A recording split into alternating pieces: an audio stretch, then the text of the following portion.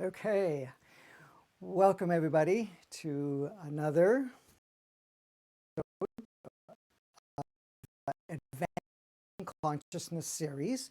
My name is Franco De Nicola, and anyway, sorry for any potential delays that we may have had. We were just trying to get things working on the different platforms. But anyways, so welcome again, and tonight we're going to be looking at Beyond Fear. And this is a big one because right now, if you really look at everything that is playing out on the planet at the moment, that seems to be the prominent, and it's being projected on so many levels with people. Now, when you look at Gaia, Gaia has no fear. In actual fact, Gaia, the planet, is in celebration. So is the animal kingdom and all the oceanic kingdoms, the insect world and everything else is in fact feeling a very light, energetic field of whatever's going on, and also like an optimism in a sense. So it's really supporting us that way, and this is kind of key in a sense where we're looking at, do we spend some time with nature and really pay attention to what's going on around us rather than what the media is projecting and what we're experiencing through others and the energies around us. Because right now it's very interesting because we have, yes, of course, like I said, Gaia is very supportive of us and really holding a very high vibration energy for us, either in organic 3D and organic 5D. We're feeling very uplifted from the energies that are being burst onto the planet through the sun itself, and of course all the other connections that exist. And also there are many people scattered all over the world that are very optimistic and excited about all the things that are happening right now. And so there's that part of it. And then the masses of people are in fear and concern and so forth at this point because of the fact that they feel that something may happen to them. And so it felt really instrumental tonight to really put the focus on fear because it does drive us on many, many levels. Now, I know I talked about it a little bit on in the last episodes because fear comes up a lot for people, and especially with, things when things change in a way where we're not so comfortable where we used to be in our way of life. Most of us are responding with fear when we feel that that potentially there might be some outcomes that may happen that we have no control of. Because fear itself is, in itself, a guidance system that we have within ourselves, which is not really natural. And when I say that, when we're talking about it being natural, we ask ourselves the question, is fear natural? Because a lot of people talk about it. Fear is natural. And when we're looking at that, what's natural about it, And the question that comes up with that, and then the people's response is that, yeah, if we didn't have fear, we would have situations and circumstances and things of that nature that may harm us in one way or another. Well, that's one viewpoint, but when we ask ourselves, like if we took a moment now and really connected with ourselves and really gone to the heart level and asked ourselves, is fear natural or is fear programmed? So see what that comes to you right away, because it usually comes away very quickly because it's only the ego that comes in afterwards. Oh yeah, we need fear, right? Fear is natural because we all experience fear. Well, how true is that? As a child, did you experience fear, especially in the beginning? You may have certain sensorial experiences that may you feel that you may react if loud noises or something of that nature, but really, do we have a lot of stories attached to fear? Or the idea that we have to be afraid of anything? And that's why we're so daring, adventurous, and playful, because a lot of times we don't have the fear within ourselves. So when we really go into it and we ask ourselves, is fear natural? We get to understand that it's not. It's been programmed. and programmed, yes, with possibly the intention to say, okay, we need to have fear to navigate. We need to have fear to say what we should or shouldn't do, or what action we take or shouldn't take. But, you know, when you look at it, is it really fear that we need to look at? Or is it an observational point? Or is it some way using your own common sense and say, okay, these are my options. These are my potential options of steps I can take. Now, which one aligns with me and which one doesn't? Which one feels like it will not support me in the most advantageous way right now, rather than say, oh my God, I got to be afraid.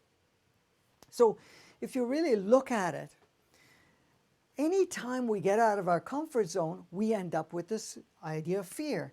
But where does it come from? It comes from our ego, the story maker. It's the story maker that creates these ideas that we have no control, that others have power over us, and all of these things that come up in one way or another. Because when you really look at it, our natural state is playfulness, excitement, adventure, not restricting ourselves. Because look at what's going on right now. Here we have this beautiful opportunity. We have the opportunity where we are no longer on the same level of treadmill. I'm not saying everybody, because there's going to be some people that are considered important in roles that they're playing, say in the medical system or something of that nature, that is nurturing and assisting people. So they may still be on the cycle and maybe even gone further than normal.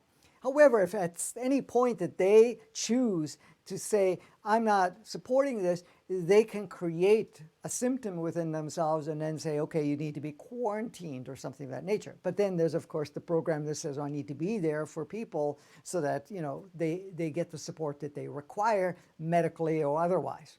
So some of us are not off the hamster wheel in a sense, but the majority have been. And in fact, we are actually confined to our quarters, our home, or wherever we are, because it gives us the opportunity to say, okay, we can't go out. Now what do we do with that?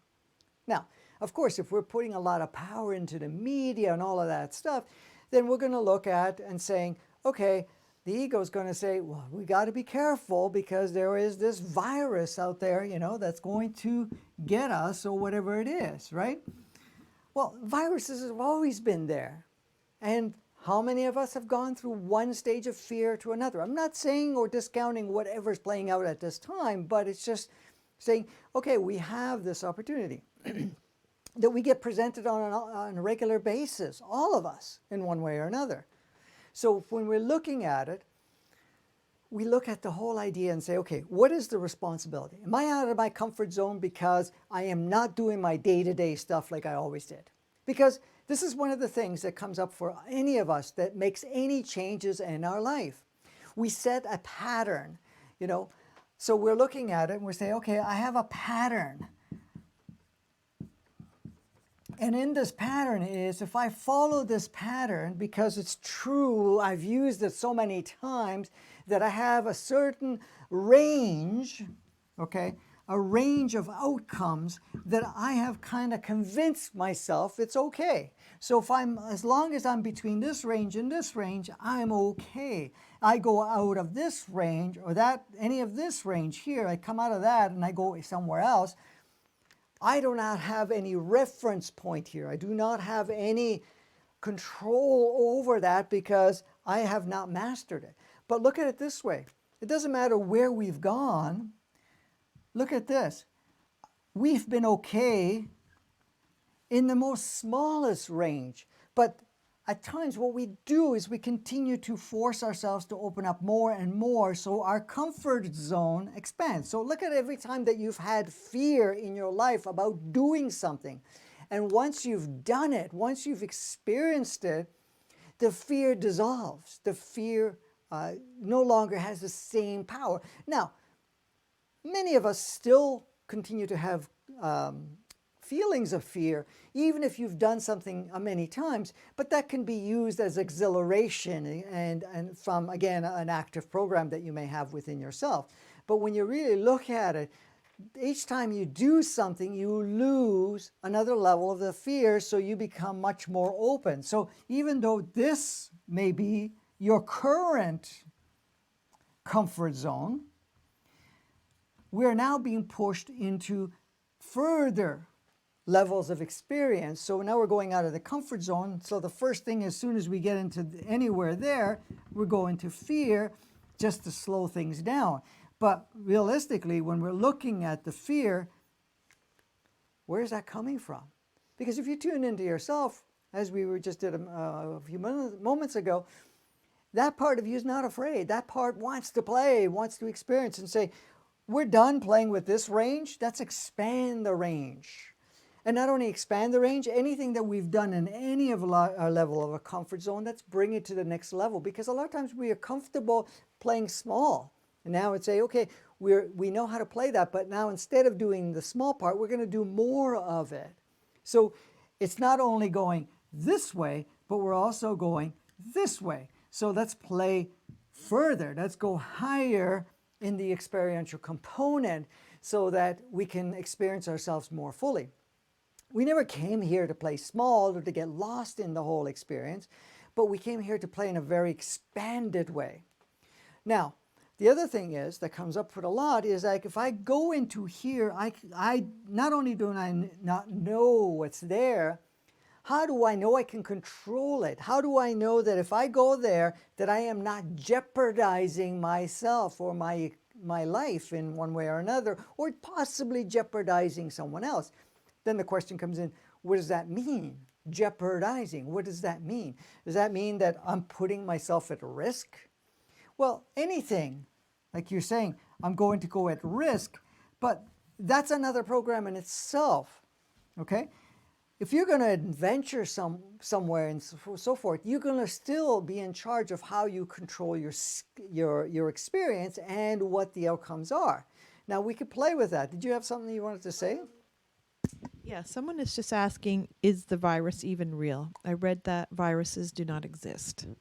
Okay. Can you hold that one? Okay, then we'll play with that. We'll go into that. So, just let me touch that. Do viruses exist? You're still going to ask that question after. Do viruses exist? Well, it depends. It depends on if we're going to put power into it. It depends if we go into the codes, because a virus is codes. Codes that equal experiences. But when we ask about the experiences, it will differ for different people because it all depends what they need. So in essence, anything like ailments, disease, or anything of that nature, does it really exist? Well, when you're experiencing, you can say that it exists, but does it really exist? It's a set of codes that activate certain particular experiences for you to have that experience, but to also shift or to do a particular purpose for yourself. You don't activate any part of the experience unless in one way or another it serves you. So, this becomes a question here that, okay, we can create little vials of different, encodements that, everybody gets exposed to. But look at it this way. A virus or these codes can exist throughout the whole planet, but not everybody has an experience from it. Not everybody creates symptoms. Not everybody, and you're saying, well, somebody is immune to it. Well, is it really immune, or is it the fact that they are holding a certain energy that doesn't require that particular experience of having those symptoms or those activations? Now, in some cases, you will have experiences that, you may be serving in a sense to do a transmuting part so that you kind of create a mass support of that. But really, when you're looking at it, you're saying, okay, do I need to activate any of that part of our experience? I may have covered enough of it in that. Okay. So in one of the things that comes up is that we feel that, if I go into this area, I don't know if I have control. And control, again, is what? It's separation in a sense, because you're saying, do I have control over my experience, my life? What outcomes are going to have? Well, the only part that's going to say that is the ego, because in essence, who you truly are, from the body to the human entity to the soul, says, we're not only in control, we design every step of it. We instruct everybody to play particular roles. So in fact, do we have control?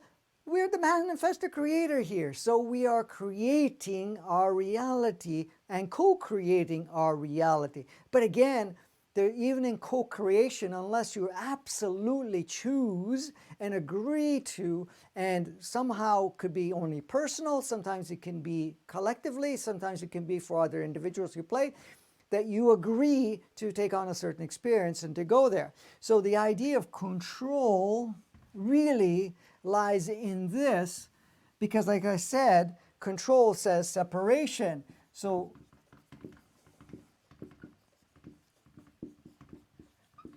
in separation, I have no control. So if we support that, that's where we're going to feel it. Many of us, as we're moving forward in our life, would like to change certain parts of our lives, certain parts of our experience, saying, okay, you know something?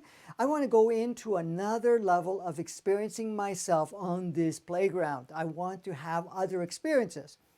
And when we're talking about wanting to have other experiences, we're really talking about, I'd like to design something outside of what I have experienced thus far.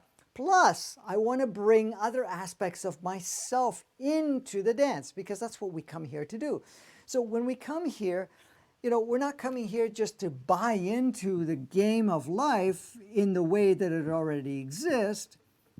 We're basically stepping into where we're saying, as a soul, you're saying, what can I do in this incarnation to complement and to assist in one way or another to expand the human experience, to expand things I haven't been able to produce or experience on different planets and in non-form and in previous incarnation, possibly on planet Earth. So you say, okay, what can I offer at this point in time in this incarnation? And that's coming from a soul perspective.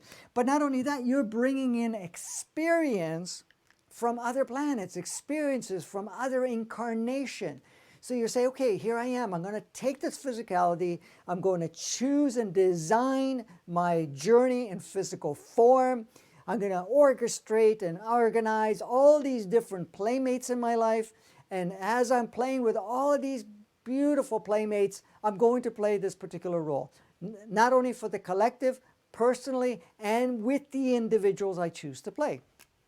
So your soul is saying, I have an offering here. Let me come in here and offer and play in the way that I've never played before, because this is where we're at right now. How can I be? Many of us, our souls, have come onto the planet and bringing already higher, elevated dimensional consciousness and encodements on how to be able to experience the human experience. Now, some of these souls have been in this physical form, has gone back and really adjusted themselves to be prepared to come at this time with all of these changes taking place to be able to bring that offering in.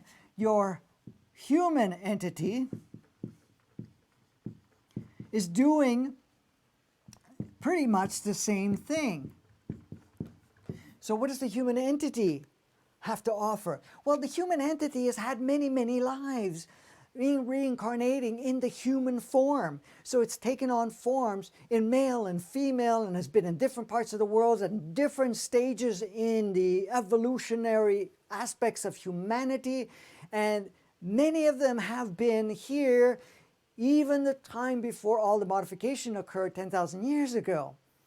We're talking about the original blueprint. So it's coming in and it's excited. It's saying, what's my offering now? I'm going to bring some of these experiences from my previous lives and plug it in. Now, there might be some stuff that didn't get wrapped up and you want to really experience it now to kind of create a transformation, or what you call transmuting of particular older patterns and stuff like that. But that's absolutely part of it. So the human entity comes along and says, here, I'm coming here to play, and I have this offering, and we're going to do it in this beautiful journey. Then we have, of course, the body itself. And what does the body do? Body, first of all, is a reflection, a straight, powerful reflection of what we call Gaia, the planet itself. Okay? But it also has a tremendous amount of innate consciousness and knowing. And it really has also the imprint of the original organic 3D with all the different templates layered on it. So each time it's incarnation, and it takes on again different physical forms. It goes back to Gaia, back through Gaia into form. So all of it is saying, okay, I am here now to come and play in a very different way, so that with this set, we're going to really come and experience. But if you connect with any of this, do you have fear? Your human entity doesn't have fear because it's seen itself come and go, come and go, come and go, and it has learned. Now, will it have some programs around fear? Possibly, if it wants to transmute it in this particular life, because it didn't in the past, right? So when it comes to the body itself, it may have some memory, some residue memory, not from its original so much, but more of what it's experienced itself, and it kind of locked it in. So it can be an emotional component, a part of it. So here we are, in all of this, it's saying we have no fear.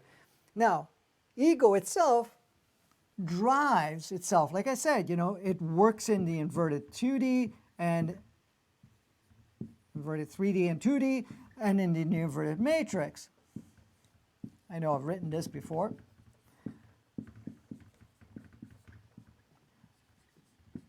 I'm going to have to erase some of this, make some more space.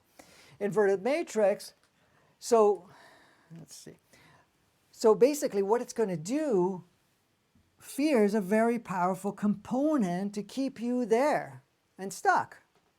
Because as you become more conscious, more aware, more you start moving through all of that, your fear starts to drop. You start to be more excited about creating life and changes and experiences and so forth. So what happens is that this will kick in and say, we need to be afraid. So what's happening right now? The ego is not supported. It's not supported in the way it was supported before. Before, it was receiving transmission from the inverted matrix. And the inverted matrix kept stimulating this, but now it doesn't exist. So it's not supported any longer, so it's standing alone.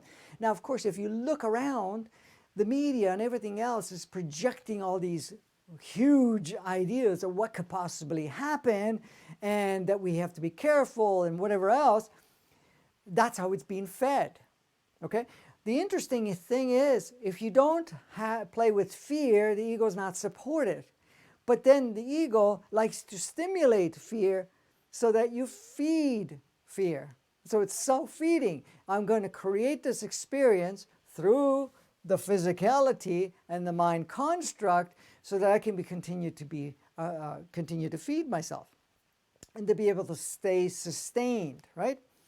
So the other thing about the ego that loves to do, and we're all experts of this, is that, for example, we talk about the virus or anything else. What it does is it's not looking at it and say, okay, it's, you would think it has a rationality to it, but it really doesn't, because it doesn't want to be rational. We try to convince it rationally, but it doesn't have a rational. It says virus, heard all of these things, and guess what? It creates all these stories around it. Now, the ego doesn't stop at just that. It loves to do the worst scenario. And this applies to anything in our lives, because look at our lives. How many times have we been afraid to do something, or the fear came up? If you pay attention to the stories that is playing out in our head, it really pushes things into the worst scenario. And when it's pushing it through the worst scenario, it continues to build on, and then it wants to see reference points as to support that. So it's going to look all over the place to see how it can convince itself that that potential worst scenario is what it is. So in that essence, the worst scenario, because if you look at your life, for example, how many times have we had the experience with the fear, and we start projecting the worst scenario, but that passed, okay? And then you look back and it goes, oh, it wasn't that bad at all, okay? It wasn't bad at all. It did, I didn't die, or I didn't have an injury, or whatever it is, right? Like if you're going to go skydiving, in most cases, the people start feeling, oh my God, the chute don't open, I'm going to crash, I'm going to die, break every bone or whatever, or die instantly or whatever it is, or I'm going to go on stage, I'm going to be doing this or that, and have all these fears. We create worse scenarios in our mind because that's what the ego is really, really, really good at. It just continues to project over and over again the stories around the worst scenarios. And we've gotten really good at that. So we get the opportunity now to look at it and say, okay, I'm going to let the worst scenario play out in my mind, but you stop and you pay attention to it rather than, just leaving it, just continue to, it's like that fire that's burning within you, and you say, oh, I'm just going to keep running and leave the fire burning behind. No, you're going to stop and you're going to stare at the fire. You're going to look at the worst scenario in your mind and say, okay, show me all the worst scenarios. Okay? Show me whatever you want to show me. Right? And just observe it. Spend the time to see what it tries to create within you, how far it pushes it. And by allowing yourself to observe it, by allowing yourself to even feel anything that comes up, and when I say feel it, you don't react, you don't respond, you don't, store it within you, you allow yourself to play it out. And if you can, play out the fear even further, or the worst scenario even further. So not to stop at the little part that it shows up for you, go even further through that. And then ask yourself, if that was actually the case, am I okay with that? Now, of course, the ego is going to come back because it has multiple, what do they call it? Multiple personalities. That's what it kind of creates. So it basically says, no, I'm not okay with that scenario. Then you can always turn around and say, well, if you're not okay with that scenario, then why are we looking at that scenario? And if it says, well, we're going to come back to this and we have the potential that this scenario will play out, and say, well, then let's play it out. Let's play it in our mind. Let's see how bad it can be. Because what you're doing is you're going from this range of fear, okay? So you got fear here. When you bring it to the worst scenario, you bring it up to here. So you're basically looking at that. And what you're doing is you're experiencing yourself in that whole range of that fear. And then this expands. So you're not even further with that, because as the further you stretch it, the fear may look huge at first, but then it starts to break down. Because the thing is, it doesn't matter how much convincing you do yourself. Every time you have experienced fear and you have the worst scenario, and then you go through it and you say, well, that wasn't that bad. Nothing really happened, or very little happened, or whatever, right? You have to remind yourself. But at the same time, if you're going to do something, say, okay, let me deal with the worst scenario possible, and push it even to the max, because then you set up a new comfort level, and you can say, I'm okay even if all of this happens. You get to that point, but guess what? You don't have to have that experience in reality, because once you've gone through that part of the fear, you're basically popping what the ego likes to push through. So when you're looking at that, then you get back to the more observer state, and you can able to move and see things in a very different way. So the thing is, realistically, what we do, if we're looking at it, as our experiences unfold, every new adventure, our highest aspect of ourselves, when we're looking at the body, when we're looking at the human entity, when we're looking at the soul, It looks for opportunities to advance and to experience itself much more than it's been. It's always looking at another level of creation and experience. And it doesn't mean that you're just layering in, you're just basically moving on and creating grander and grander aspects of yourself. This part is saying that the ego itself will create the worst scenario and all the negative components of it. But then that's all illusionary. Every part of it is illusionary because it's smoke screens, or smokes and mirrors, is that how they call it? And creating smoke and mirrors to paralyze you, because the ego says, if you start figuring out that you are able to do all of this, I'm going to lose more and more control, because I need to have fear to control you, to limit you, so that we can still play in this world. So look at what's playing out right now on the planet. Okay, we have this virus idea and so forth, and people are being, held in their home, not held, but, told that they can't go out. A lot of businesses and everything closed up and so forth.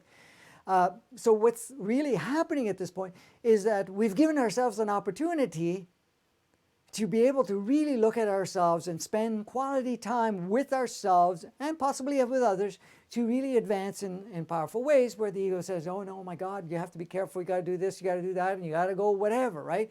And so what's it doing is that here you've given yourself the opportunity to say, okay, we get to slow down and do some of the things we want to do. Yes, we get to play with some of the things that we haven't played with. It's all saying, well, now we can start really connecting with higher consciousness, higher awareness within ourselves, so that we can now start to transform ourselves. And the ego is saying, no, we got to be afraid, we got to do this, how about if we run out of money? How about if we run out of whatever? We're going to go on and on and on and create more and more layers of scenario.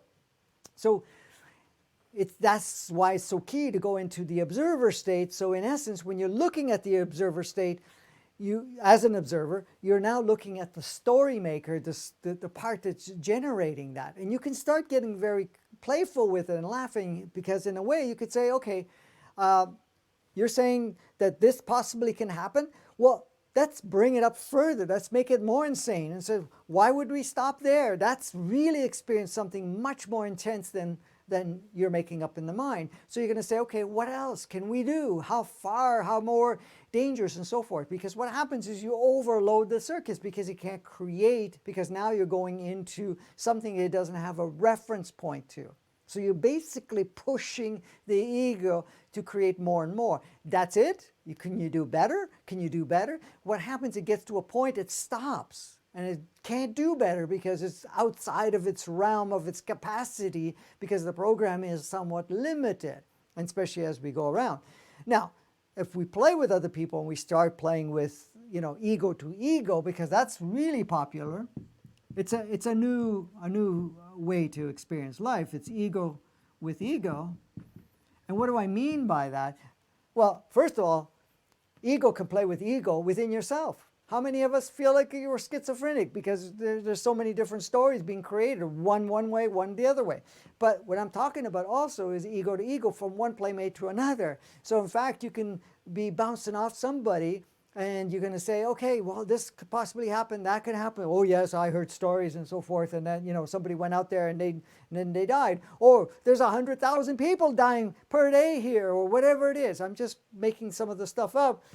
And then it starts to reinforce, because the ego, your ego, wants confirmation. Because if it can have confirmation, guess what? Its story becomes more plausible. The story becomes more real. It says, see, you know what you were feeling before? That there's a possibility of risk? Now look, we got proof. Because someone else is telling us. Some authority on some television set, or some internet, or somewhere is telling us what we need to be afraid of. So it just continues to reinforce, so it can now create the stories much more powerful. So we have to be aware of that part and say, okay, do I let my ego be fed by other egos? Do I let it be fed by other stories that are being pushed out on a collective scale? Or do I choose to, for myself, maybe get the information I need and then decide from a higher perspective, how do I respond? What direction do I take? What do I choose to do? and then go from there. So this is the beautiful dance that is playing out right now. But why is it playing out? It's helping us to realize how enslaved we have played the role through different stories and programs that have been driven by our operating system. Okay, for anybody that hasn't heard, the ego is an artificial intelligence. It's a software program within our mind. We have a mind, so we got to put that in there too. The mind is the massive creator. It's the part that actually takes all the information from different resources and creates our reality. It's the part that is very constructive. It's the part that makes us see form when there is no form, because it's just a field of energy. We're a holographic projection, a spectrum of light with a certain encodement or signature that allows us to see whatever we see. But in looking at that, it says, okay, but within the mind, we had installed what we call the ego, artificial intelligence, because it's self-learning too, as you can see, and it's basically just a program, software program. If anybody doesn't know about the computer, a computer has software that makes it run, because the computer itself can't do anything. It might have a hard drive, it may have memory, it may have, different processors and whatever else, but there has to be instructions. What the program does, it's instructions. Okay? So as us, we already come with a manual of programs. But then the artificial intelligence creates another layer of programs. And that program is totally designed to go into 2D, inverted 3D, operating in the inverted matrix. And that's what it's designed for to do.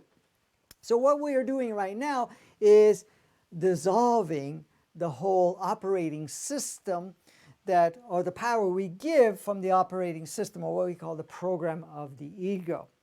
Because without the ego creating the stories, we really can't even have this thing called fear. Because none of these other parts say. Now, if you're standing at the edge of a cliff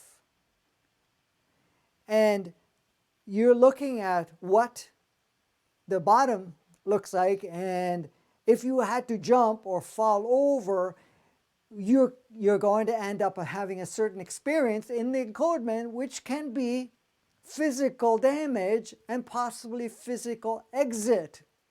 Now, you say, well, I need to have that fear, because if I don't have that fear, I may just go to the edge and not be fearful and then hurt myself. Well, is it really the fear that you need to hold yourself back? Or is it looking at it and saying, oh, I can see with my eyes that if I am to do that, with the understanding that we have, that I can harm myself if I fall off this particular ledge. Okay? So it's more of an understanding that that is a potential outcome, that you may not choose to have that experience, and that's fine. Does it have to be fear? Because fear becomes paralyzing. Now, you may have sensorial experiences in your body where it feels like a little tense, because there may be a memory of falling.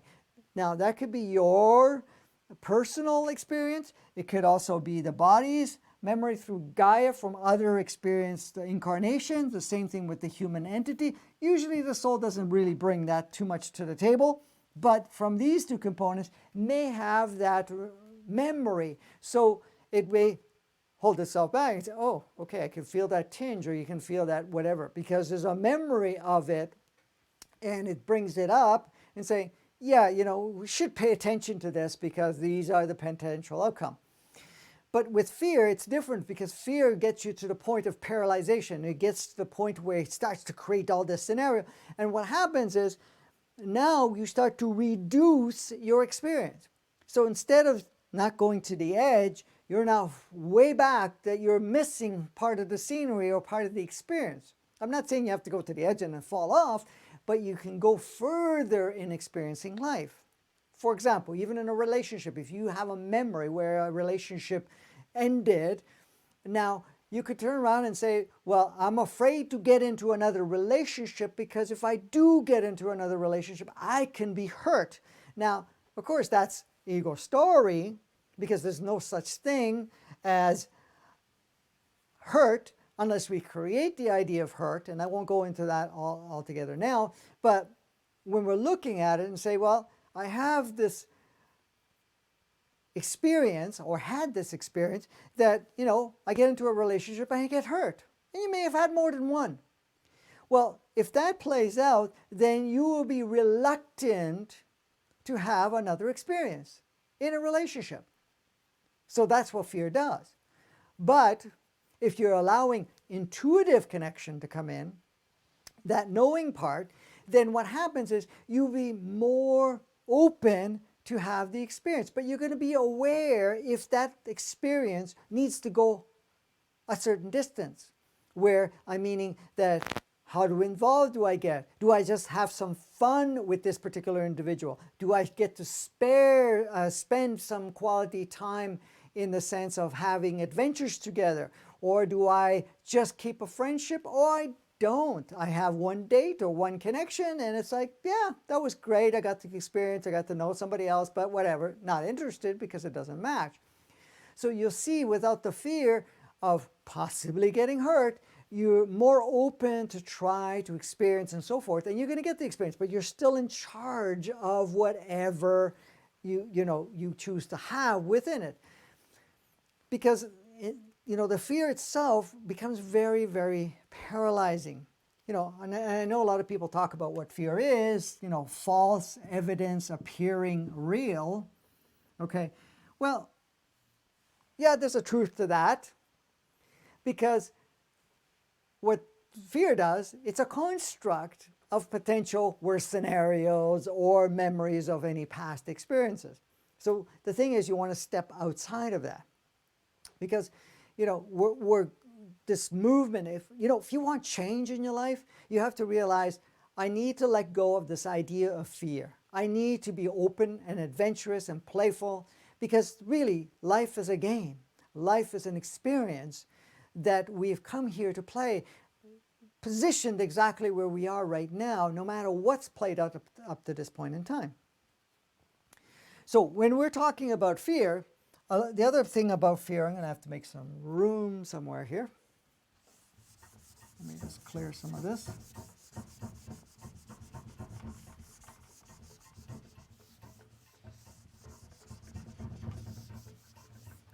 Okay. So what we're looking at also is that with fear, it also changes the way we experience things. Fear, it's one of the main components it utilizes. It's called the victim state.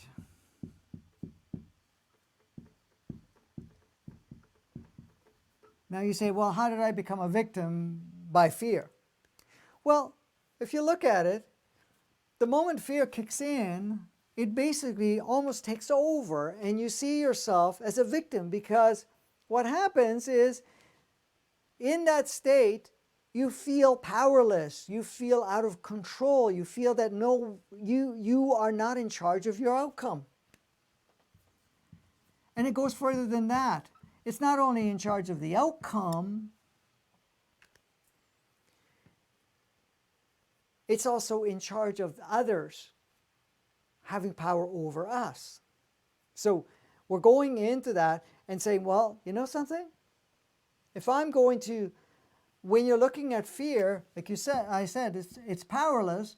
You bring yourself in a state that I have no control, I have no way to say what the outcome is going to be. Okay? Now, of course, outcomes are outcomes, and every outcome is perfect in one way or another. But when we're looking at it and saying, well, is it true? The ego mind's not going to say it's true. The ego mind's going to say, no. We have no say in the outcome. Only sometimes, but not all the time, because it's other people, it's other scenarios, other situations. So at that point, the moment you're into that, saying I don't have your outcome or control over anything, then I'm in the victim state. So that's the other part of it that comes in. So do we choose to have fear to become a victim? Because the moment we feel that we are not in charge, then something else has to be in charge. And it doesn't matter if it's another individual, if it is the collective, or if it's some deity of some sort that we worship or put power into it. We'll say, well, I have no control. It's that part of me that takes over. Well, you're still going into victim state. And even your highest self part of yourself saying, this is a construct which the ego mind makes, that we are a victim. Because in fact, you can't have a victim. And I don't care if you say, well, I need a victimizer to become a victim. We become a victim to our circumstances, our programs, and so forth if we actually had to look at it that way. But really, it's not real. You say, well, what governs? Do I govern, or do I allow other things govern? So from a victim state, you can say, well, there's other people, there is circumstances, situations, viruses, or anything of that nature. All of it has control over me. All of it can change my direction of my life. This is the thing. Because you say, I want to go from A to B, and I'm going to enjoy the ride along the way, but there are things that can jump in there that can change the course. And all of us have experienced saying, I want to be from here to here, and our courses have changed along the way. But did the course change because of something coming in? Or was it an opportunity to bring something in for you to have the opportunity to shift some part of your direction? Because saying that I'm going from here to there, and then there's a course change at some point here, well, why is there's a course change? Because this was not necessarily beneficial for you to go all out. You were only to go from here to here, and then a course change. And that can be up to here, and then there's another course change. Or this way, it doesn't matter. There's a course change, but we're creating the course changes ourselves because we want to stay in alignment of where we're at, because we're changing constantly and everything else around is changing us. When we're looking at all of that, we have to say, okay, I am not the victim. I'm not playing in that victim state. I realize that I'm a master creator, because when you really tune into that, you really see that you're not a victim in any way, shape, or form. You choose to play the roles. It's like anything. And especially with the changes now, you say, okay, well, believe it or not, well, they're saying we have to stay in our houses. Yes, there's all this scare or whatever is going on at this point in time. And you say, well, am I going to be a victim to that, or am I just going to participate and take this opportunity? Because, yeah, maybe it's been presented that way, and I can choose now if I want to give it power or not. However, the thing is, you're going to say, okay, even if that's the circumstances, I've created and agreed to play with this. How am I going to use it for my highest good at this point to advance in ways that I haven't been able to advance as before? So when we're looking at all of that, you look at it and say, okay, well, then I'm going into the driver's seat. I'm going to drive my experience according to how I feel best suited. Now, so that we're looking at fear and all of that stuff in our own personal lives and say, okay, maybe I'm not afraid of my life or not as much because I've reduced some of it, and I'm okay whatever happens to me, or to a certain degree. Okay, because we all have certain levels and say, well, I'm okay to this far, but maybe not that far. Okay, so we're in work in progress in a sense where we're working through the fact of getting rid of more and more of the stories and programs that the ego has presented and that we've adopted, because we adopt every part of it. Don't make the ego the villain. The ego is actually, in a way, even in its design, it doesn't matter how it was designed and what the initial motives were. And the initial motives was not to say, okay, we're going to compromise humanity and make them a mess.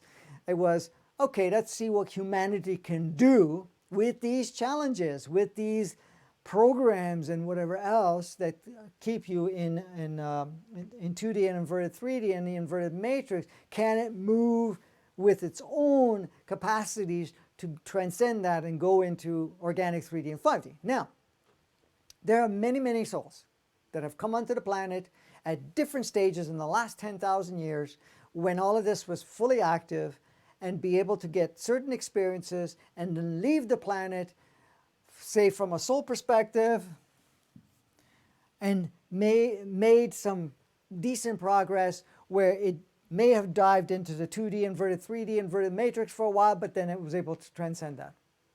And then said, okay, the playground's not ready for it to match where I'm at, so I'm going to go play somewhere else. And it leaves.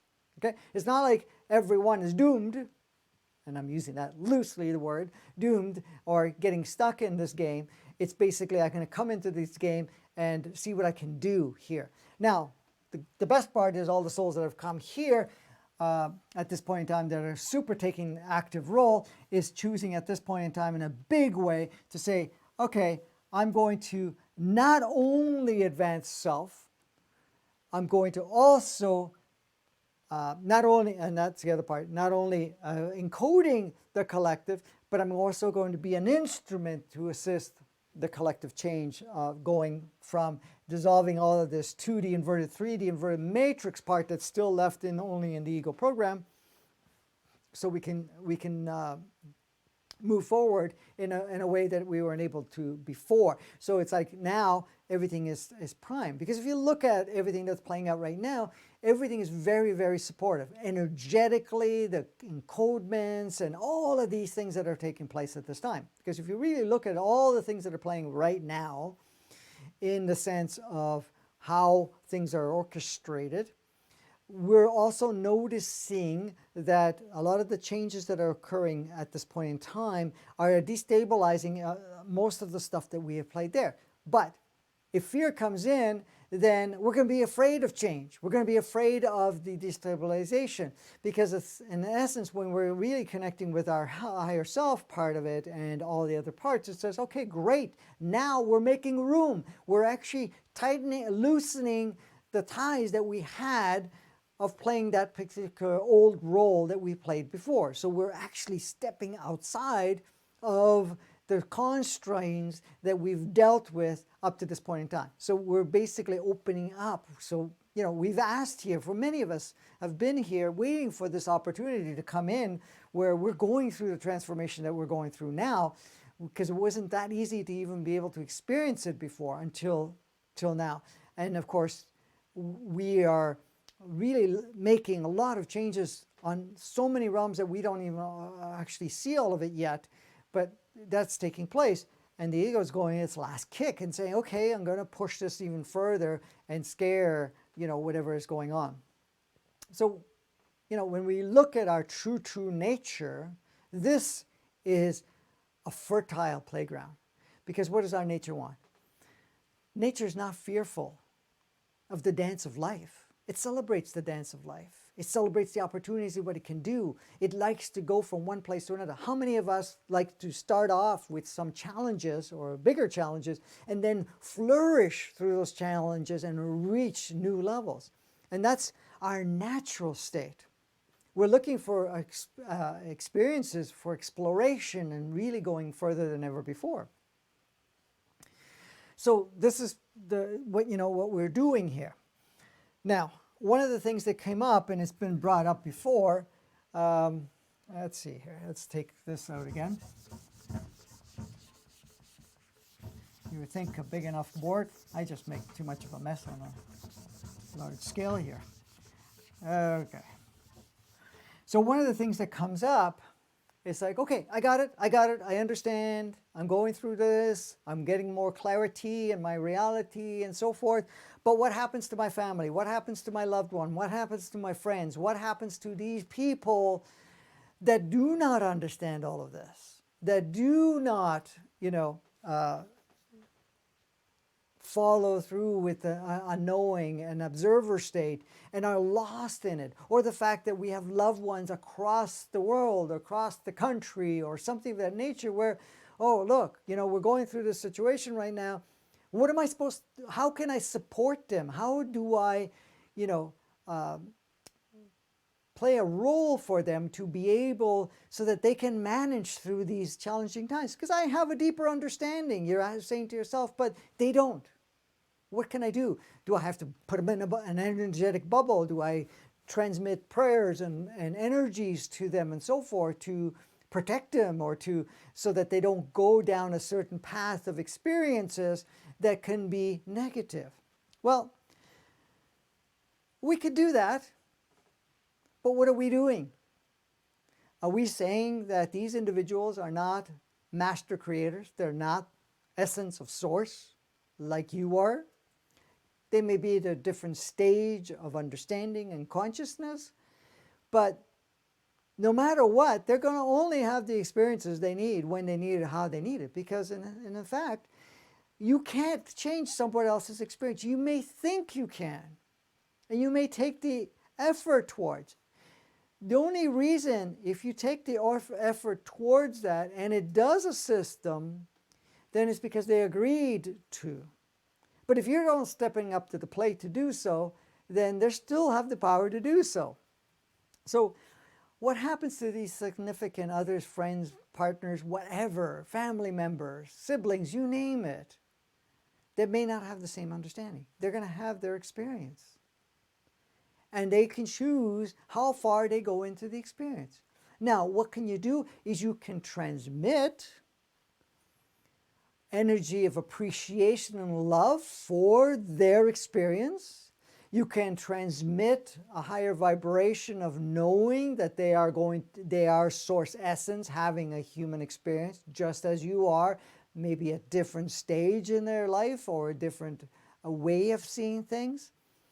So that really, when you're transmitting that, you're kind of nudging them energetically and consciously so that they can actually navigate or just stimulate what they already are feeling within themselves. But for you to say, I'm going to be worried about them, that I need to step in and I have to pray for them, or I have to, you have to ask yourself the question, what is my intention? Am I fearful for them? Am I fearful for them?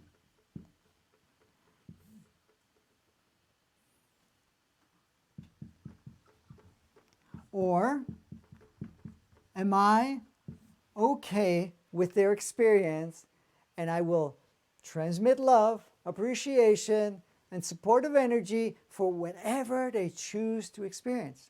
Because a lot of times when we are projecting, protection to others, or even ourselves, but to others, we're going from a fearful state.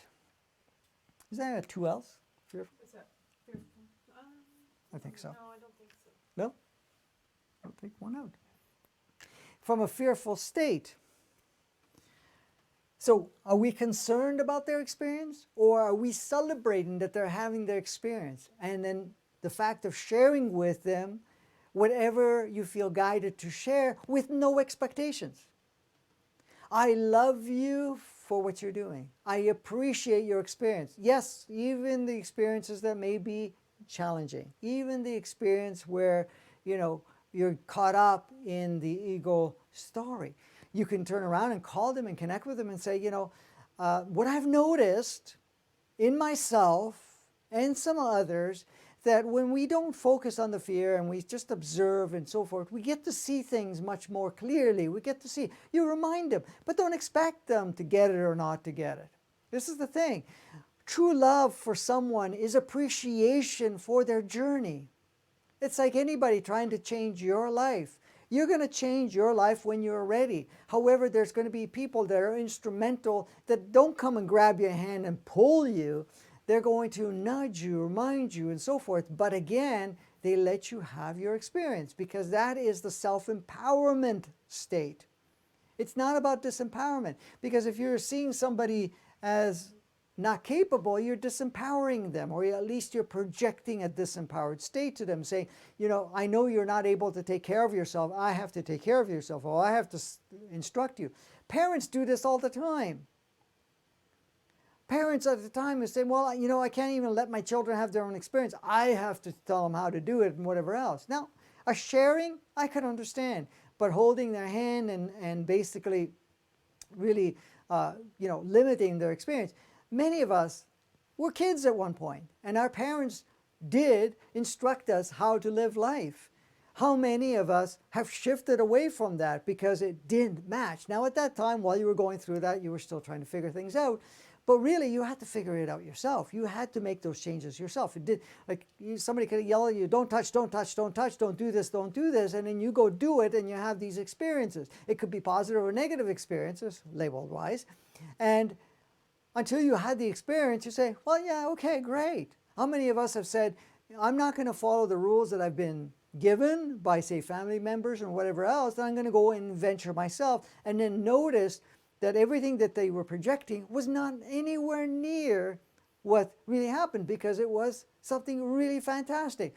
And then the other thing is too, if somebody has particular fears, like if somebody has fears of going out, saying, and I remember even as a child, when my parents, especially my mother, because my father we didn't communicate too much with, but with my mother saying, oh, don't go do this, play this role, don't go out there in a big way, don't do this and that.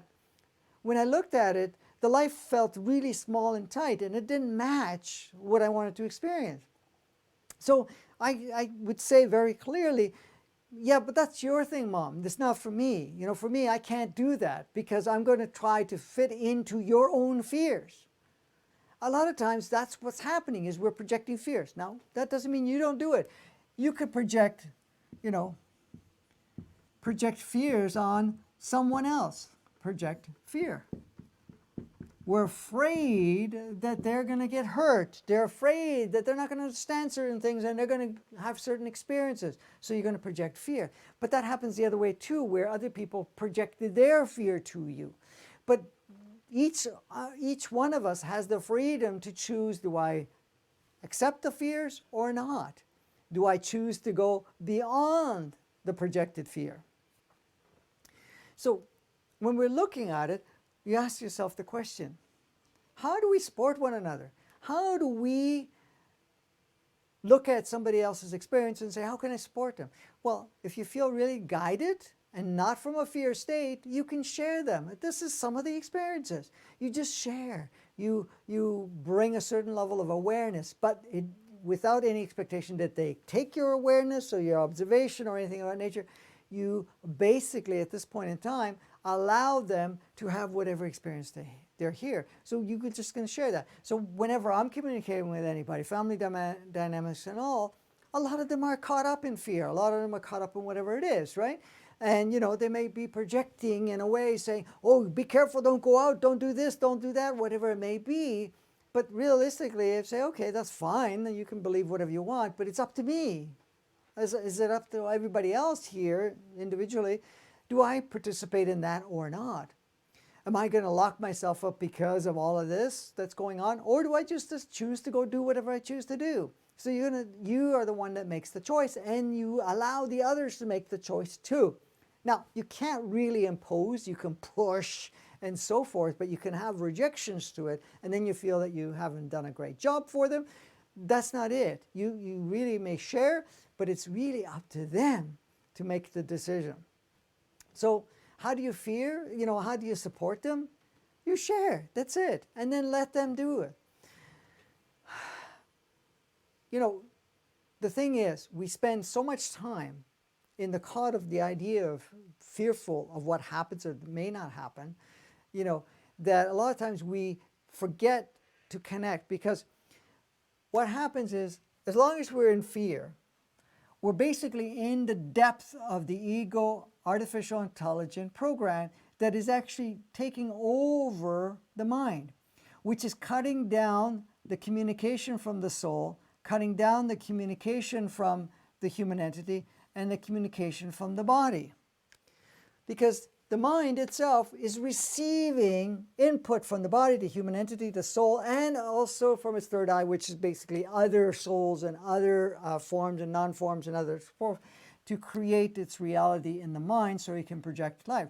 But as long as you're caught up in fear and what can't happen, then you're just going in a circle in the program part of it. So your mind now becomes obsessed with these programs and fears. All right?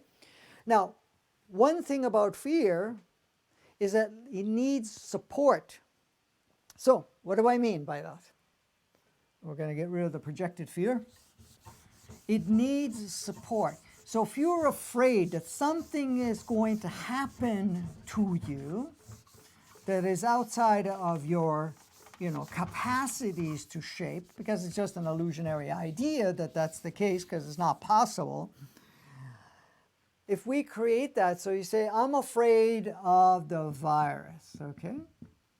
Fear of virus. That's an I in there. Okay, fear of virus. As long as the fear is active around that virus, it's going to look for proof. That way, it's going to go on CNN, it's going to go on all the news channels and all the different websites that are promoting the fear of virus and potential outcome.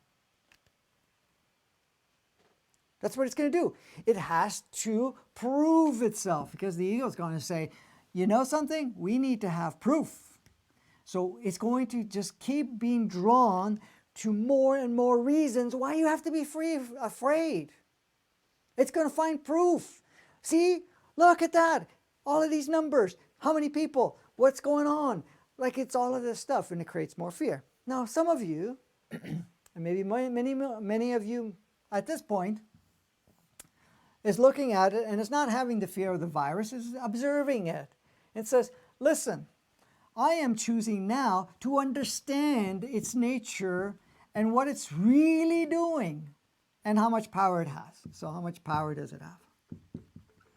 So what are we looking at? Now we're going to be looking at things to show us it's not that bad. Yeah, people are recovering. There's very few people that are actually affected in the way that it's being projected. You're going to find proof so that you're not going to give power to the fear of the virus. Like the question came up, is it even real? Why? Why would you even question that? Why would you even look at that?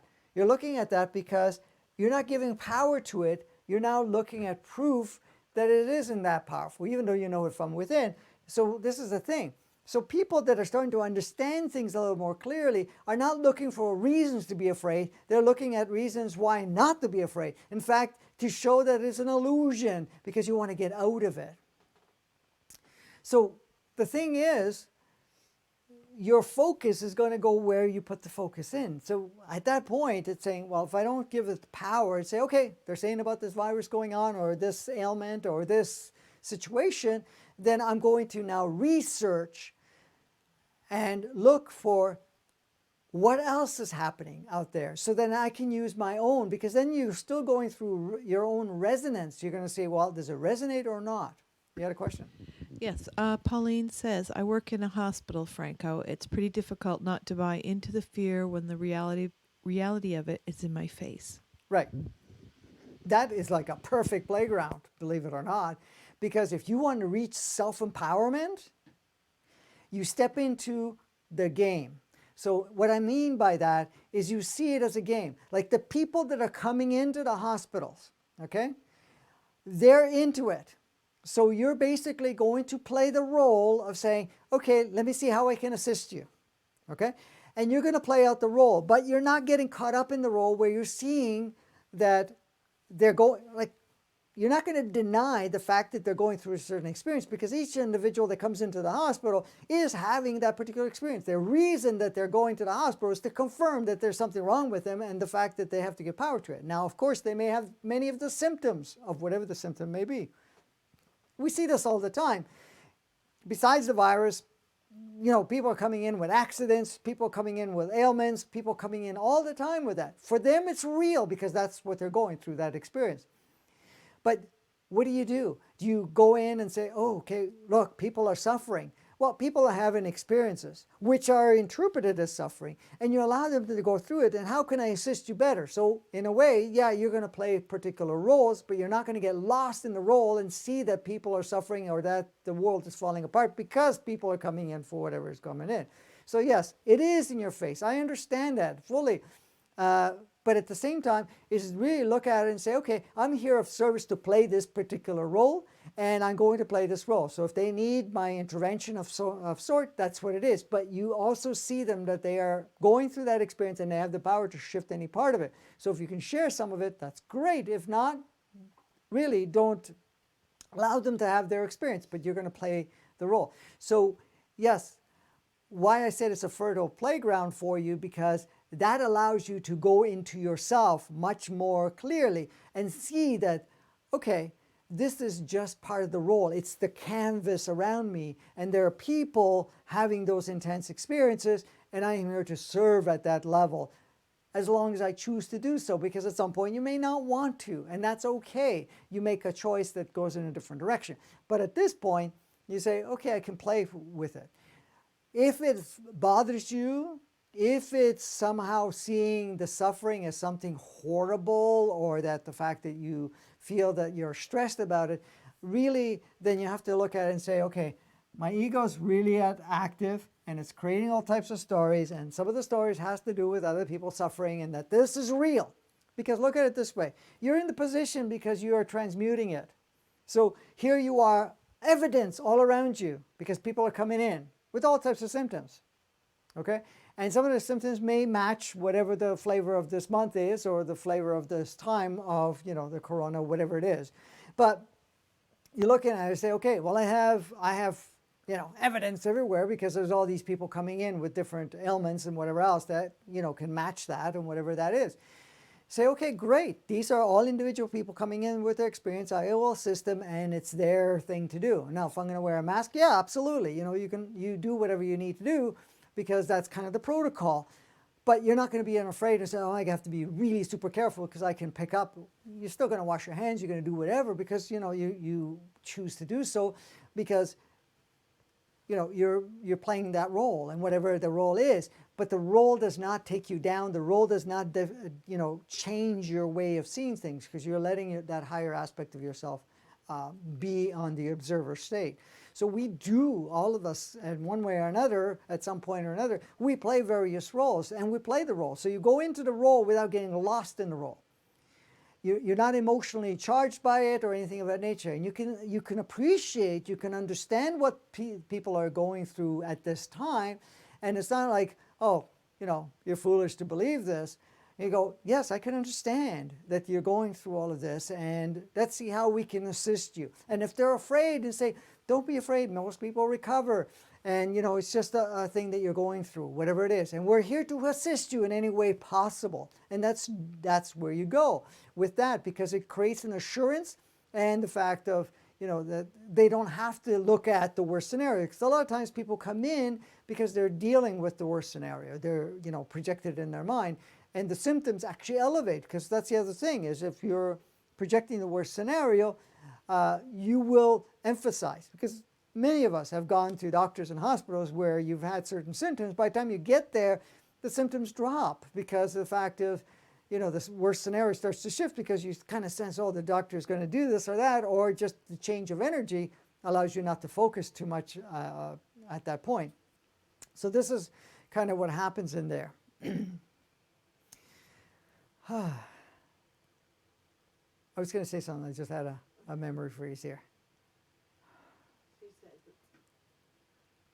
Okay. She says it's a very stressful environment to be in. Yes. Okay. So I agree with you. It can be stressful. It can be intense. But you have the capability to say, okay, I'm not going to get stressed about it. I'm going to be efficient in serving people that are coming in for various symptoms and so forth.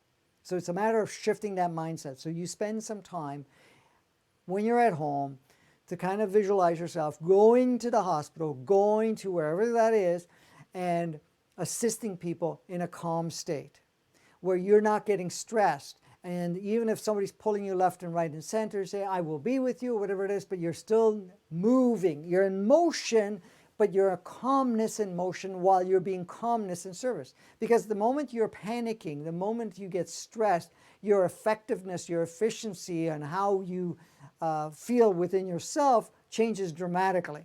So in essence, what happens is that now you're creating stress within yourself, and that starts to affect your immune systems and so forth. And fear is really good in affecting your immune system, because Fear says, I'm powerless, and the immune system says, oh, we're powerless, I don't have to fight this. So it drops that. But the stress does the same thing because you feel out of control. So stress is really feeling that I'm out of control, or that that I'm going to have something outside of what I'm really desiring to experience.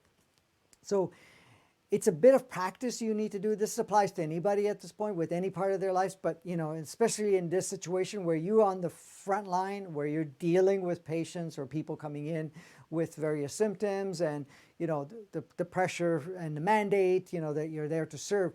So practice at home over and over again to go into the calm state. And whenever you're there and there's a lot of pressure, and say, you just activate within yourself. I choose to activate myself as the observer, and I'm choosing to be in a calm state while I become efficient in serving the people that come in. Because what happens too, when you're not stressed and you're not feeling that intensity within yourself, you're emanating a very powerful calm energy. And what does that do? When you're working with a particular patient, they sense the calmness in you. It's like you could turn around and say to them in a stressed manner, oh, you're going to be fine. There's an incongruence that they sense. You're saying the words, you're going to be fine, but meanwhile, you're stressed about all of these people going through whatever they're going through. But when you're feeling that everybody's going to be fine and they're going to have the exact experience they need, or that is highly beneficial for them, and that they are going to activate, when you say that by feeling just the calmness in you, then there's a basically coherence that occurs, and they feel a lot more calmer. Because when you say, listen, most people have walked through this, and the symptoms may be a little bit challenging now, but I know there's a lot of people afraid, but we see so many people recovering from it, and really it's not that that bad in comparison to any other flu that it goes through. So I know it's challenging and so forth, but you get through it and you'll be fine. And what you're doing is you're creating a calmness that is boosting their immune system, and it's shifting their state so that the symptoms that they're feeling will actually start to deprogram itself, or actually start to come out of the intensity of that they're experiencing. So I know that you would like to be the highest of service in that, but do that. And this applies with anybody, especially if you have anybody at home that's not well. Instead of being afraid and worried about them, just be supportive and say, we're going to get through this. This is going to move very, very through, but you have to feel that calmness within yourself. So any program stories and so forth that comes in that something horrible can happen, you need to work through that by clearing it. You had a question. I'm just asking you, is there something you can just tell people that they can just do in the moment when they're getting overwhelmed by the anxiety that comes up when they're in that situation? Something quick? Yes. Very, very powerful. So when you're in that stressful situation, you say to yourself very easily, you say, I call in my soul fully into my body. So what you're doing is when you're calling in your soul, you're bringing your higher self that does not operate in those frequencies. I bring in my soul fully. I activate. And you say to your soul, activate my highest home frequency. And you repeat, I call in my soul and I now activate, or just say activate my home frequency. So what you're doing is you're activating the soul's home frequency, which is a combination of frequencies that it's experienced itself on different realms and different states of consciousness, which is a higher state of consciousness that does not support fear.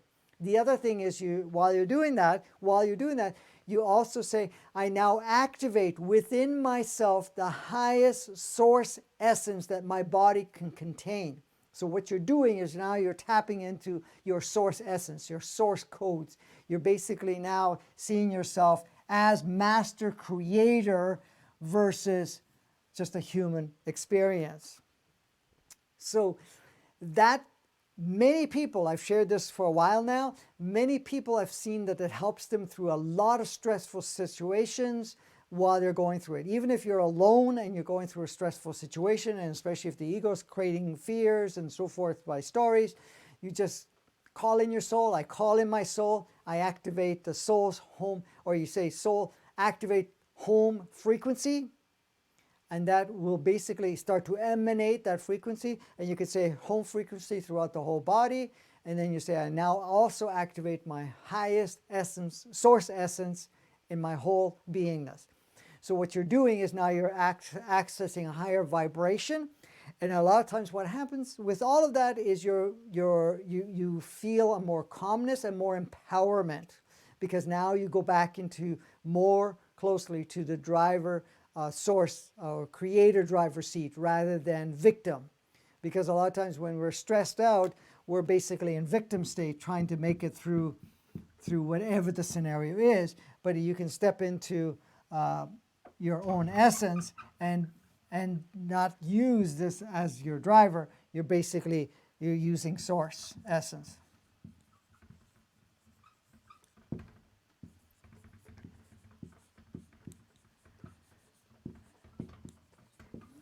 And that is very, very powerful within yourself. So that's what you can use.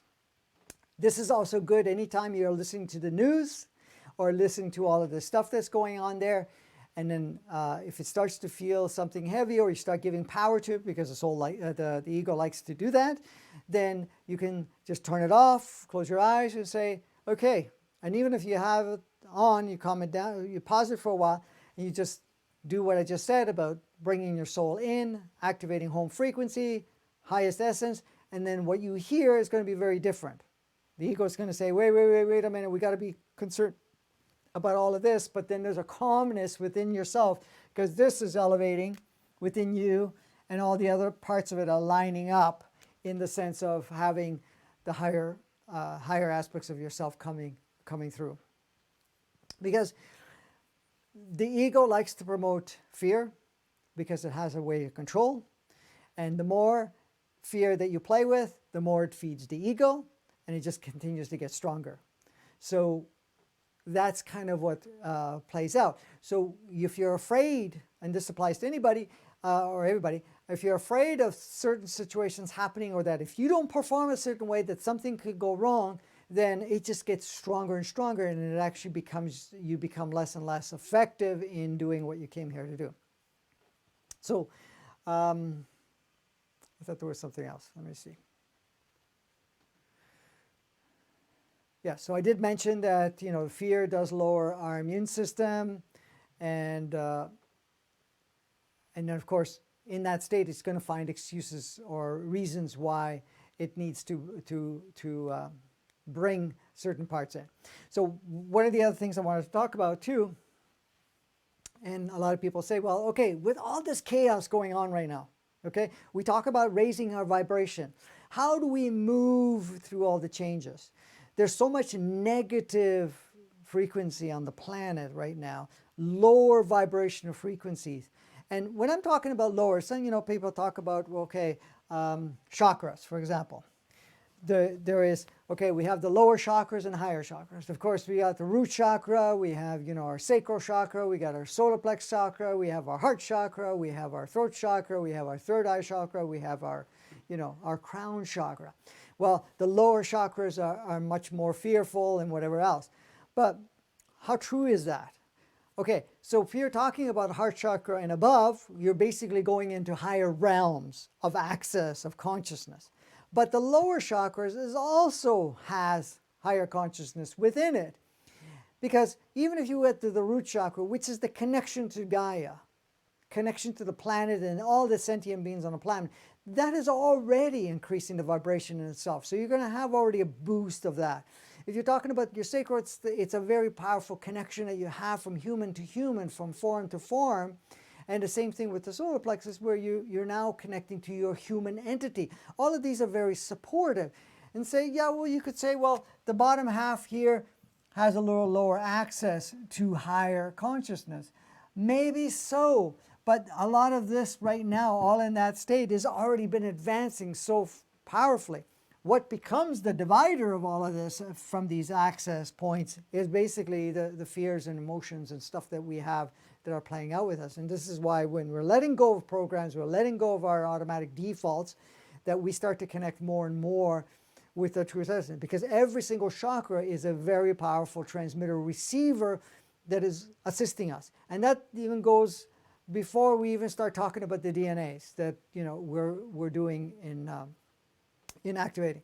So when it comes to the overall frequency of the planet, yes, there may be a very powerful fear component that really supports the 2D inverted, 3D inverted matrix, even though it's not there, but we're still supporting it through the ego mind.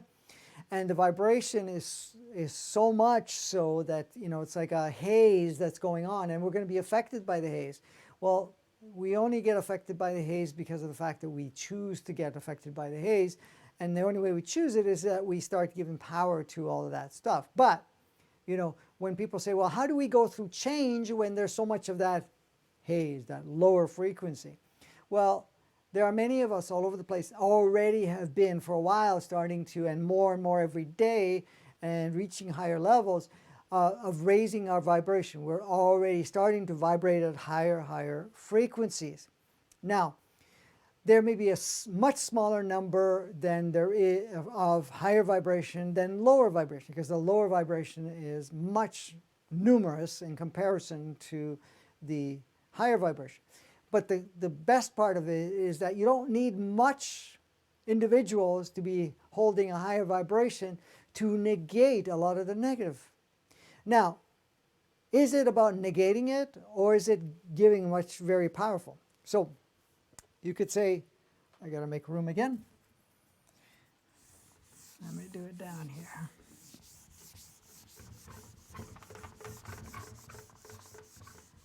Okay, so we could say, well, this is scale. So here's what we call higher consciousness, higher vibration, and so forth, and here's negative. Well, negative can be huge amount because there's much more participant in this right now, and maybe less participants in that part. So you say, well, the scale is going to tip over to the negative because there's so much more negative than there is positive. But the thing to understand in all of this is that what you're doing is you're not negating this. You're actually balancing it so that, in a way, both can exist as an option for each individual until they choose to go into higher vibration. Look at all of us that have played in lower vibrations and still do sometimes. We get pulled into it through the game of life. We've all gone through it, but we get to a point where you feel more gravitation or pulled towards a higher vibration, in the sense of going, okay, I'm going to play here more. Now, of course, you're not going to go here because you're afraid of this. You're going to go here because it feels more natural for you, because you're done with this part of it. Now, it used to be like 6,000 and something. I can't remember the numbers now, 250 or something. It was something of that nature. That's what it used to be at one point. 250, could be something else. It was around that. For every person that is holding a higher vibration, it negates 6,250 other people. So that means it brings it to 0 point of people playing in the lower vibration. I think now it's, from my last gathering, it was 20,000 to 1. So for everyone that's there, affects 20,000 other negative people. So we don't need like huge numbers. But at the same time, the negating is really about the swaying of the collective experience. What that represents is that if you create a field that is pronounced in negativity, for example, or lower vibration, then you're saying, well, I can't co-create effectively because the negative overrides what I want to experience. But it doesn't work that way any longer. That was the case, not that you were ever tied, but it was much more difficult to step out of it. Now what it is that each one by negating it or creating a balance point, a neutral point, you can stay in any of this lower vibration, experience it, and easily shift over without affecting your collective creation. Now, you could say, well, okay, look at the chaos going on the planet. I'm holding a higher vibration, but it's affecting me because I can't create within it because I still am co-creating with all the others. Well, the only reason that it's playing out in that way is because you have chosen to be able to hold up that experience for them to finish what they have to finish while you are participating, but you're not participating in the same intensities as before.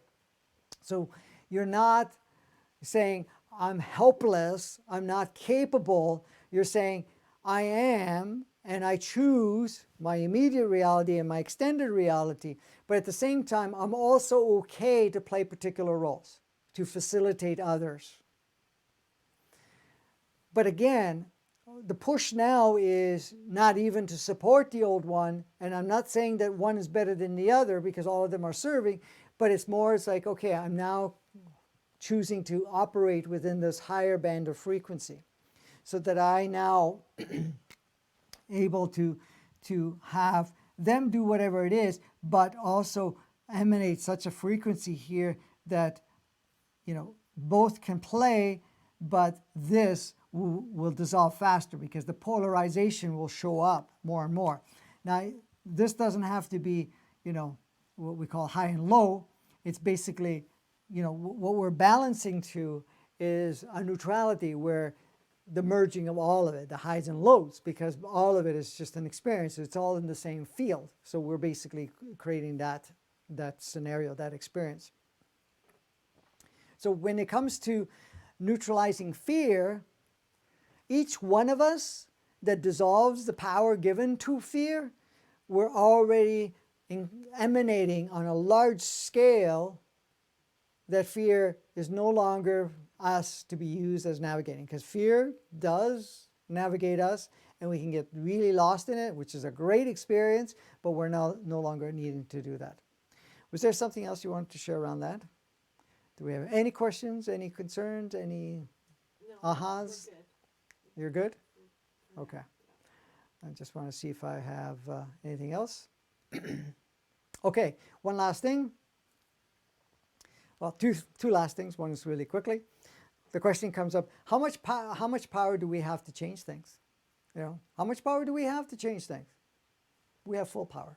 Full power. We have full capability.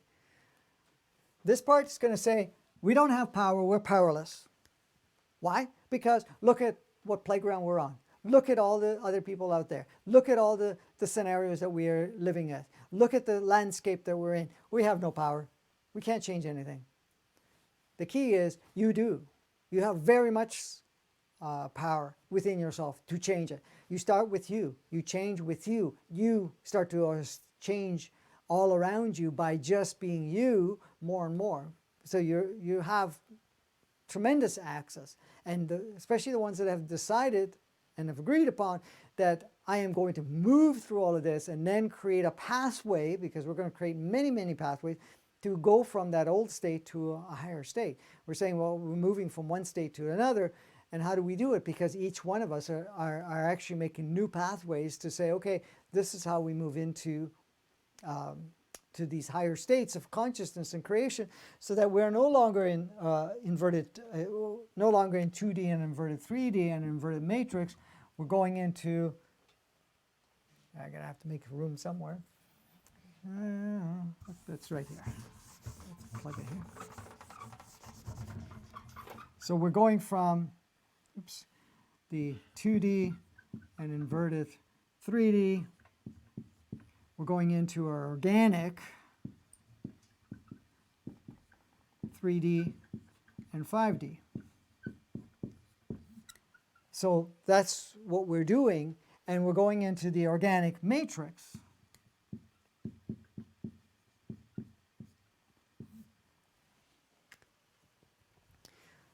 And that's what we're doing. So we have the power to do that because we all are supporting each other through our own personal journey. And that's how we do it. The last thing I wanted to cover before we end, which was something that came up as a question prior to us starting, and that was, how do we behave with social distancing? Thank you. Distancing. How do we deal with that?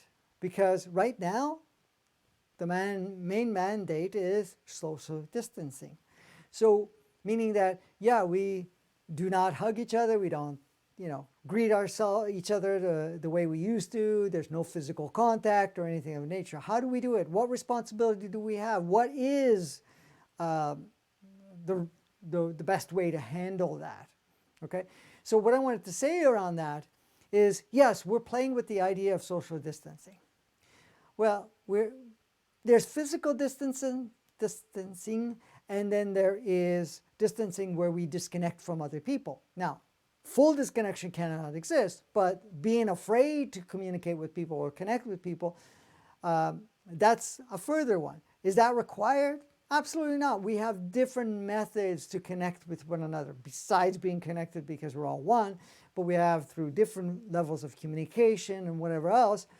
But at the same time, saying, well, what do we do? Do we go hug people? Because normally I hug people or whatever it is, right?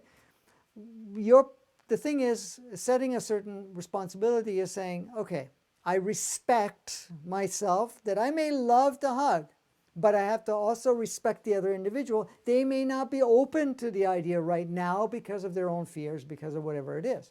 Now, if both parties say, I am respective of the fact that I have no issues with the hugging, then they can choose to do so, or they can choose to be. I mean, many of us are with our families right now.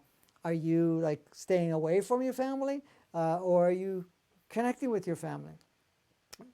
The thing is, yeah, some people are separating from each other so that they're keeping distance with their own kids, whatever, and others are not.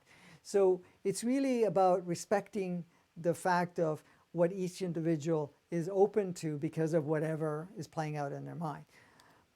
So if you're going to have a gathering, which a lot of gatherings are not taking place at this point in time, and they're much more happening online, much more happening through different methods, but again, you can maintain the connection.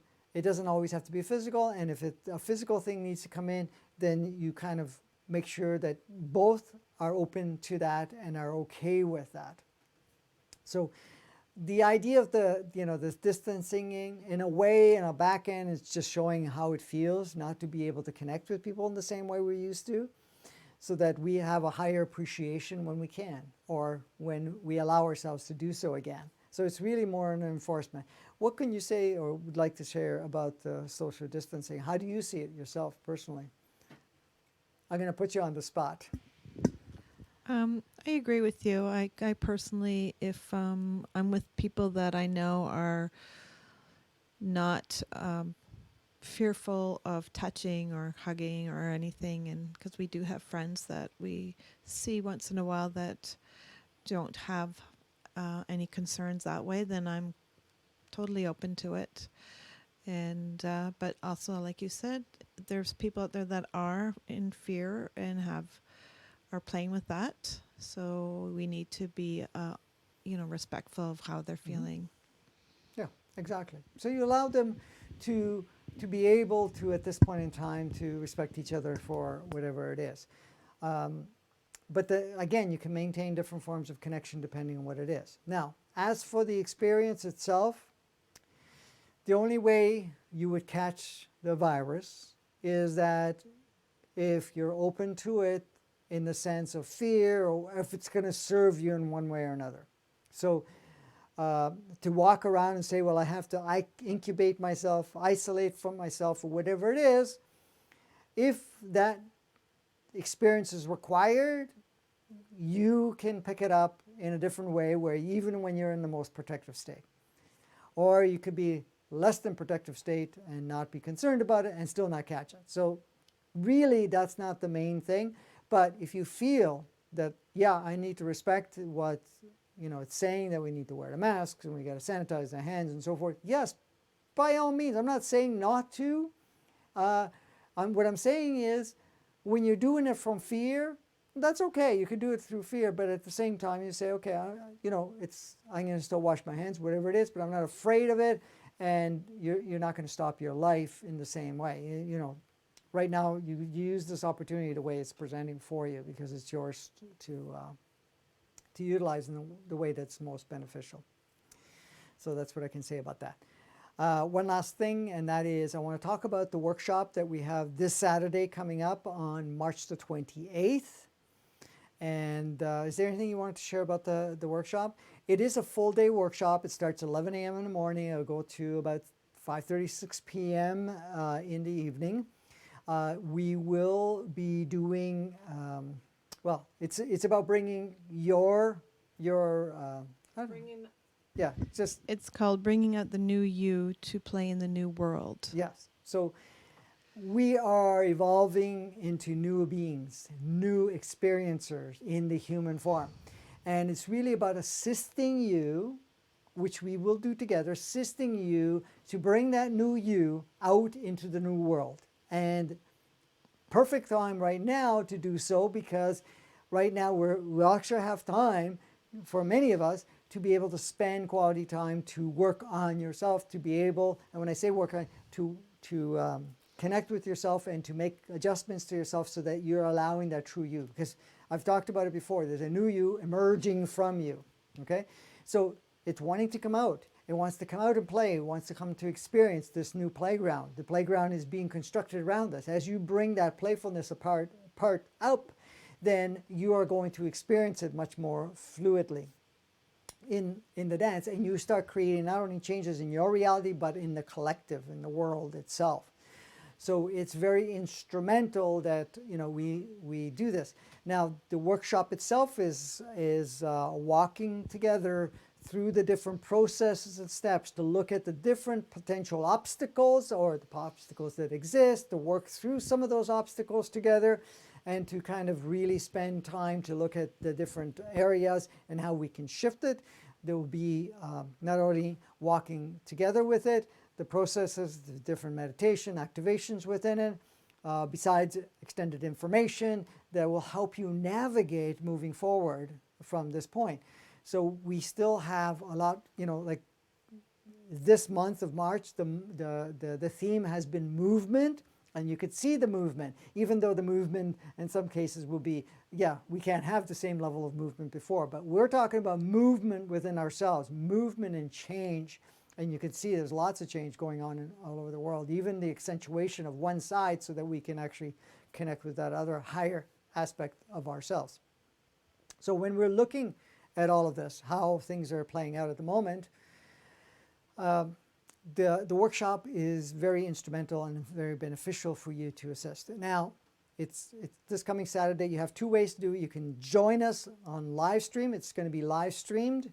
And you can be part of it, and we will do the processes. It'll be interactive, so you can communicate back and forth.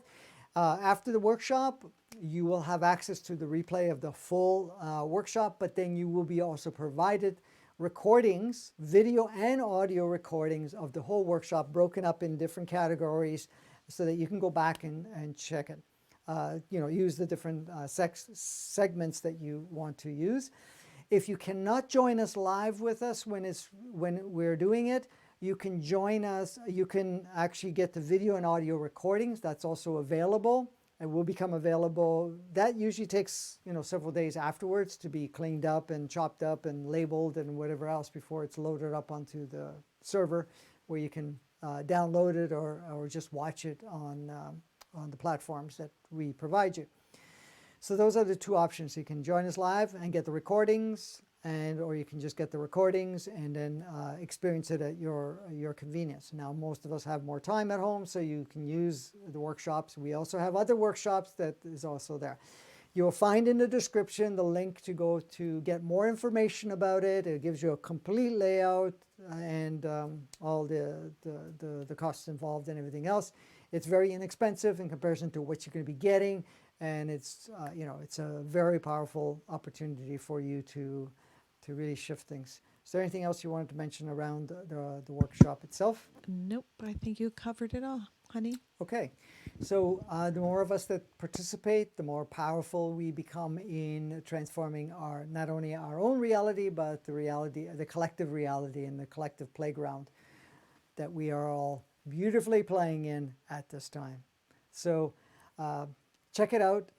Make sure you spend a few minutes to go over the details, and then you decide. If you can't commit right now, and you're okay for the recordings, the links can be used to purchase the recordings later. But if you do it now, it's even better, because then it's taken care of, and you will receive what you need to receive. So until Thursday, right? Yes.